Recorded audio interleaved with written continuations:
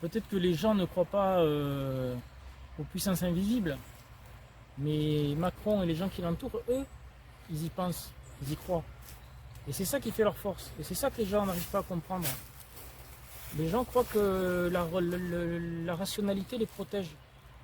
Alors que ça les protège pas du tout. Au contraire, non, ça les expose à être les jouets de gens qui se fient à des puissances, ouais, des puissances invisibles, Ouais, occulte quoi. occultes. L'invisible, tout le monde peut s'y relier, tout le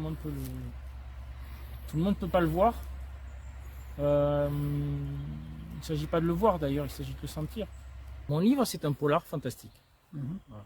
J'ai un terme pour le désigner. D'ailleurs, un de mes projets, c'est d'écrire un essai qui va s'intituler Le polar chamanique et qui reprend toutes les thématiques de mes livres.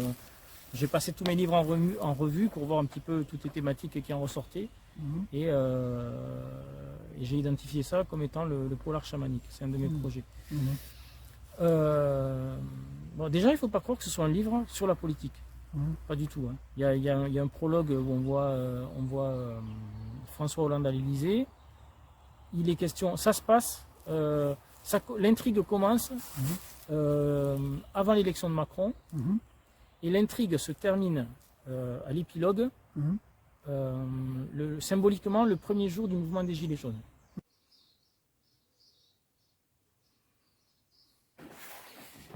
Donc là, tu as les planches et là, tu as le storyboard.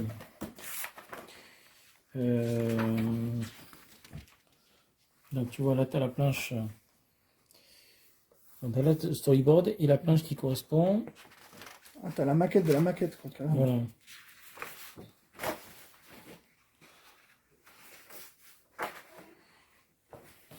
Voilà. Et aussi sur ce cahier, donc j'ai le storyboard avec toutes les planches. J'ai des études de personnages. Tu vois, donc là c'était des études pour d'Artignac. Donc ça c'est des planches que j'ai recommencées. Ouais, c'est Voilà, du taf. voilà une étude de personnages, les frères Bolton. Voilà, et puis donc, là, t'as les planches. Et quand tu dois après les colorier et tout, les mettre en. Alors d'Artignac, la colorisation, c'est ma femme qui l'a fait. Et là, je sais pas, je suis pas encore là, donc. Une fois que tu as fait la colorisation de ça, comment tu fais pour après l'imprimer? D'Artignac, je l'avais fait au petit format, j'ai fait format 4, donc sur Amazon, hein, c'est Amazon qui imprime. Et là, bon, j'ai commencé sur des grandes planches parce que je pensais que c'était mieux. Et il faudrait en fait un scanner. Un scanner, c'est quoi? C'est dû à 1, je sais plus, à 3. Alors au départ, je voulais faire un vrai. Je voulais vraiment écrire une BD. Et je voulais reprendre mon personnage mythique qui est Indiana Jones. Et donc tu vois, j'avais commencé à dessiner des planches sur grand format, j'avais commencé à faire les choses bien. Et puis bon, ce projet, je l'ai laissé en suspens, j'ai pas eu le courage d'aller au bout. Mais peut-être que je le reprendrai parce que j'ai fait un synopsis, j'ai fait un storyboard. Donc l'histoire elle est écrite. J'ai plus qu'à finir de la dessiner bien correctement. Et dans les aventures de Indiana Jones, tu as toutes les époques qui se mélangent, et tu as le personnage de d'Artignac qui apparaît. Donc j'ai repris ce personnage de d'Artignac, je lui ai consacré sa BD à lui, si tu veux. Et la BD de d'Artignac est censée introduire ce grand projet, les aventures de Indiana Jones. Donc c'est une BD de KPDP, fantastique aussi, un aspect fantastique. Hein. Il est question d'alchimie, c'est tout public,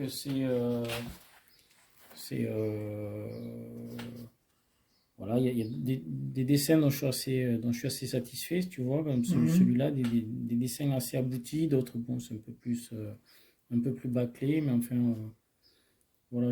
Pour première BD, je ne suis pas mécontent, tu vois. Mhm. Et le processus, par exemple, de fabrication et tout, par rapport à un roman, c'est que là, tu peux nous raconter un peu la Oui, différence? ben oui, la différence, c'est que un roman, pour moi, t'es pas obligé de faire un plan. La BD, par contre, peut-être que tu peux y arriver sans faire un plan, sans faire un storyboard, mais ça me paraît difficile. Donc, moi, toutes les BD que j'avais fait comme ça au collège, je faisais pas de storyboard, ça partait comme ça, mais ça partait un petit peu à n'importe quoi. Mhm. Tandis que là, il faut quand même construire les planches, il faut organiser, il faut que ta planche, ta deuxième planche, là, il faut qu'elle finisse sur un petit, tu sais, sur un petit rebondissement, sur un suspense pour Mhm. te donner envie de tourner la page. C'est très différent de l'écriture d'un roman ou d'une nouvelle.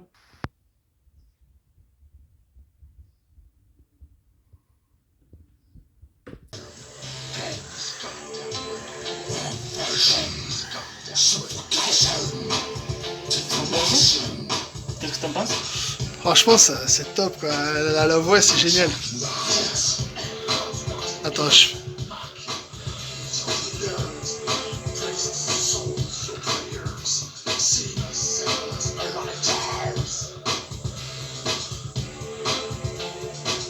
Alors, mon livre s'intitule Les légendes méta-urbaines de Cryptopolis ou La communauté du grand monarque. J'y tiens, hein, le double titre. Oui, alors, moi, c'est des sujets qui me tiennent à cœur depuis longtemps, c'est pas spécifique à ce livre-là. Mhm.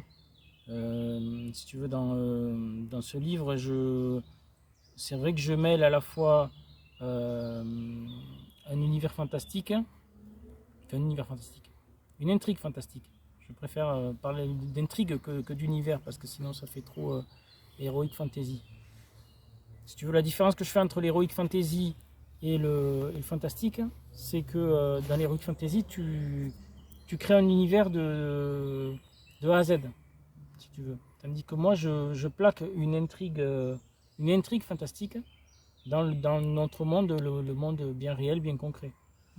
Et, et donc c'est pour ça que ça peut paraître bizarre de mêler autant d'univers, euh, mais, euh, mais pour moi c'est juste un autre aspect de la réalité.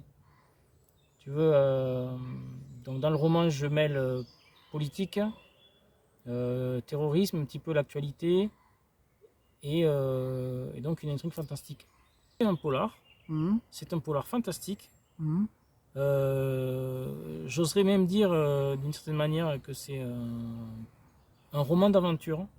Mhm. J'aime bien le qualifier de roman d'aventure parce que ben, y a l'aspect policier, l'aspect fantastique, l'aspect euh, ésotérique. Euh, voilà, il y a plusieurs personnages qui se croisent. Il y a de sacrés rebondissements. Euh, ça peut paraître un fourre-tout avec beaucoup d'éléments, mais je pense que c'est beaucoup d'éléments savamment dosés. Ça sans vouloir me jeter des fleurs, hein. Non, mais c'est quand même un cocktail, J'ai quoi. j'ai essayé de les doser Mhm. harmonieusement pour que ça fasse une histoire bah, qui soit prenante. C'est un petit peu Maurice G. Dantec qui m'inspire cette manière de concevoir l'écriture.